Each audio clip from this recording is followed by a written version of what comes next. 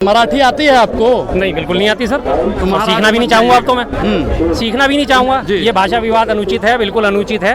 जो मर्जी जैसे मर्जी कोई भी अपनी मातृभाषा बोले, अपनी नेटिव लैंग्वेज बोले, जिसको जो पसंद है वो बोले। इसकी आज़ादी सबको मिलनी चाहिए और हमारे लोकतंत्र में इसकी आज़ादी सबको है। लेकिन ये भाषा का जो विवाद करा जा रहा है सिर्फ महाराष्ट्र नहीं, कन्नड़ में, कर्नाटका में भी, तेलंगाना में भी, जहाँ भी तमिल या बोलने पर या कन्नड़ बोलने पर ये विवाद खड़े करे जा रहे हैं, ये गलत है, अनुचित है, बिल्कुल अनुचित है। लेकिन वो तो कह रहे हैं कि महाराष्ट्र में रहना है तो मराठी कम से कम आनी चाहिए। गलत चीज़ है, ये बिल्कुल गलत चीज़ है। महाराष्ट्र क्या तुम्हारे बाप का हो गया भाई?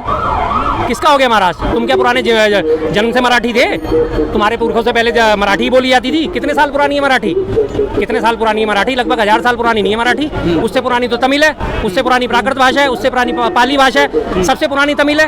आप फिर अगर तमिल वाले कहेंगे सबसे पुरानी, अगर हम प्राचीन भाषाओं में देखा जाए, हिंदी में हमारी है 13वीं-14वीं सदी में आई है। इससे पहले अरबी, उर्दू और फारसी मिक्स करके बोली जाती थी। हर जगह की भाषा अलग अलग। जब पंजाब बना, हमारे गुरु नानक साहब आए, तब उसके बाद गुरुमुखी का शुरुआत हुई। आज अगर गुरुमुखी बोलने वाले कहने के नहीं जी हमें गुरुमुखी ही बोलोगे, तुम इसके अलावा नहीं बोलोगे कुछ, ये तो खामखा की दादागिरी है सर। मैं इससे बिल्कुल भी सहमत नहीं हूँ। कह रहे यूपी बिहार वाले पिछड़े राज्य से आते हैं और यहाँ पे आके वही पिछड़ापन करते हैं, तो इससे बढ़िया मराठी सीख लीजिए, कायदे में रहोगे तो फायदे में रहोगे। देखिए जी, जो अगर ऐसा कह रहा है कि यूपी और बिहार वाले पिछड़े राज्य से आते हैं, वो उसकी गलतफहमी है। अगर यूपी और बिहार की बात करें तो बिहार की ही जो है लेबर वही आपके यहाँ पे आके बिल्डिंगें बनाती है सर।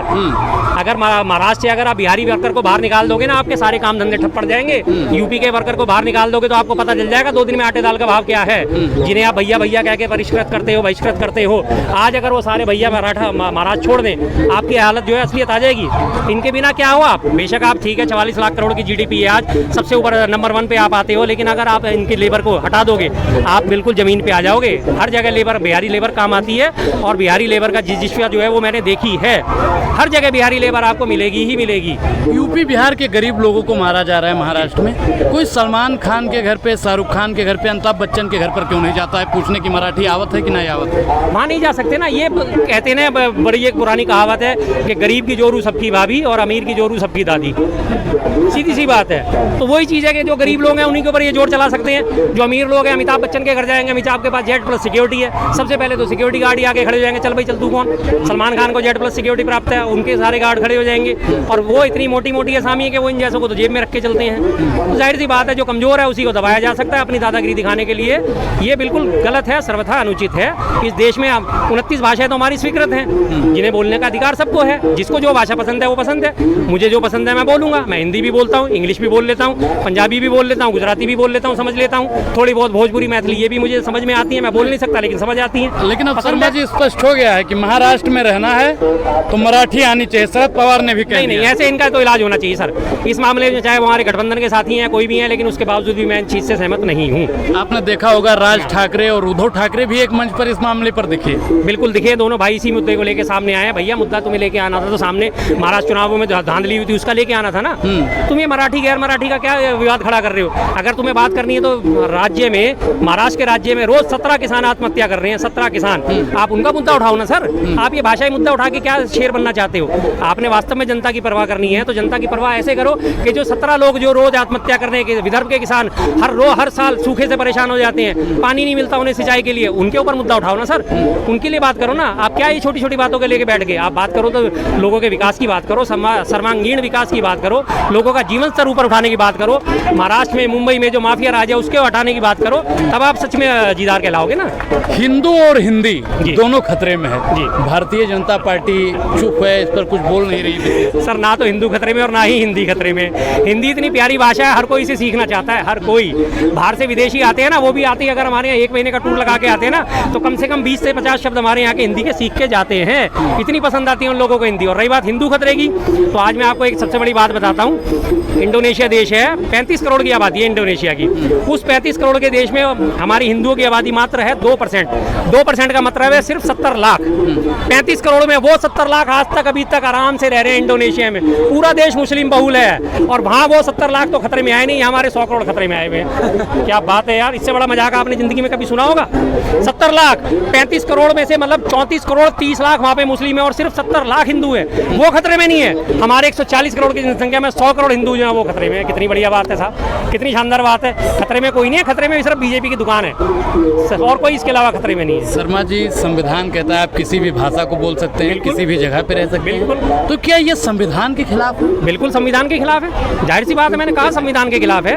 संविधान आपको धार्मिक आज़ादी देता है, भाषाई आज़ादी देता है, कार्य करने की आज़ादी देता है, आजीविका चुनने की आज़ादी देता है, अपने मौलिक अधिकार में आपको अपनी अभिव्यक्ति की आज़ादी देता है। ये सब हमारे बाबा साहब अम्बेडकर ने बहुत सोच समझ के हमारा संविधान बनाया, जिसमें हर चीज़ को, हर व्यक्ति को, हर किस्म की आज़ादी दी गई है और साथ में ये भी प्रावधान है कि उस आज़ादी से दूसरे का उल्लंघन ना हो।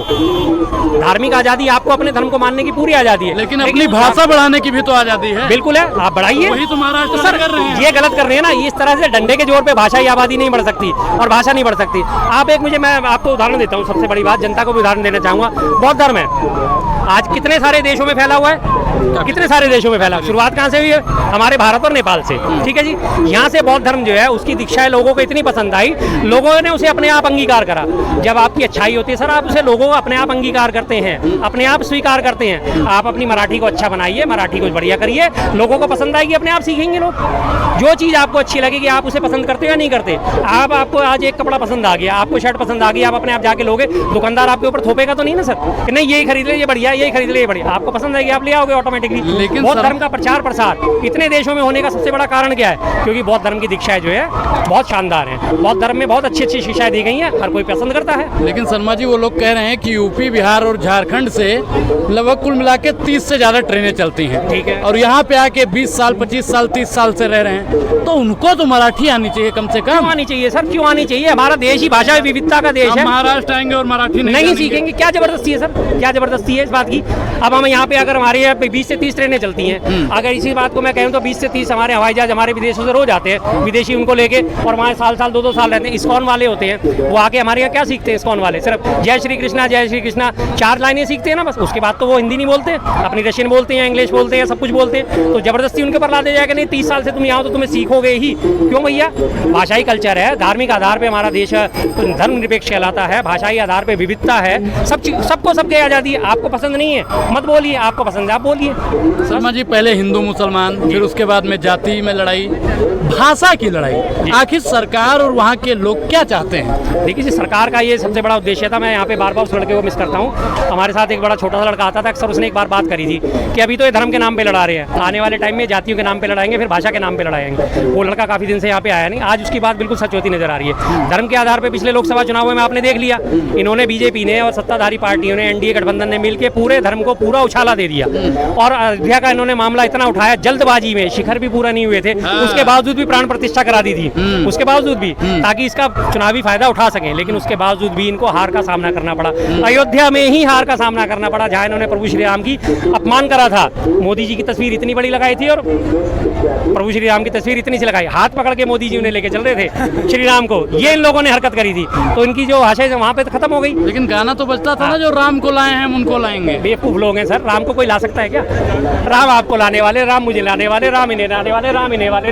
राम अभी चाहे तो 1 मिनट में बरसात कर दे, राम अभी चाहे तो 1 मिनट में धूप निकाल दे, और वो राम को लाएंगे। हैसियत है किसी की राम को लाने वाली? जो राम को लाने वाले वास्तविक लोग थे वो थे श्री दशरथ, महाराज आज और माता कौशल्या, जिनकी वजह से वो इसमें पृथ्वी पे जिनका अवतरण हुआ। अगर वास्तविक में देखा जाए तो आज जो थे दशरथ थे वो उनके पिताजी थे, और जो ऋषि थे उन्होंने श्रृंगी ऋषि, उन्होंने यज्ञ करा था, और माता कौशल्या के गर्भ से उन्होंने जन्म लिया था। तो वास्तविक लोग तो ये थे।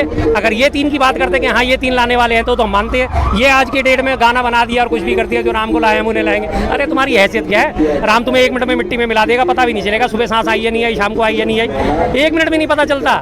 तो चिल्लाते रह जाओगे, करवाते रहना, हार्ट के स्टेंट डलवाते रहना, कुछ नहीं होने वाला। शर्मा जी, क्या भाषा की लड़ाई रुकेगी या ये और उछाल मारेगी? देखिए जी, फिलहाल तो अभी उछलती नजर आ रही है, क्योंकि इन्होंने सबने राजनीतिक मुद्दा बना लिया इसको, लेकिन ये रुकनी चाहिए। मैं जनता जनार्दन से सबसे अपील बार बार इसी बात को करता हूँ, इन चीज़ों में, छोटी मोटी चीज़ों में मत उछलिए, मत उलझिए इन चीज़ों में। जो वास्तविक देश की समस्या है उस पर ध्यान दीजिए, उस पर ध्यान केंद्रित करिए। आपको रोजगार नहीं मिल रहा, किसानों को वहाँ पे महाराष्ट्र में पानी नहीं मिल रहा, खेती की ज़मीनें सिकुड़ती जा रही हैं, पर कैपिटल इनकम जो है घटती जा रही है। सबसे बड़ा जीडीपी देने के बावजूद भी 44 लाख करोड़ की जीडीपी है महाराष्ट्र की, और उसके बावजूद भी महाराष्ट्र के किसानों की हालत क्या हो रही है कि अपने ऋण नहीं चुका पा रहे। 17 किसान रोज आत्महत्या कर रहे हैं पूरे महाराष्ट्र में। आप उन चीज़ों पर ध्यान केंद्रित करिए। भाषाई और ये इन सब चीज़ों में कुछ नहीं रखा, इससे कुछ हासिल नहीं होने वाला।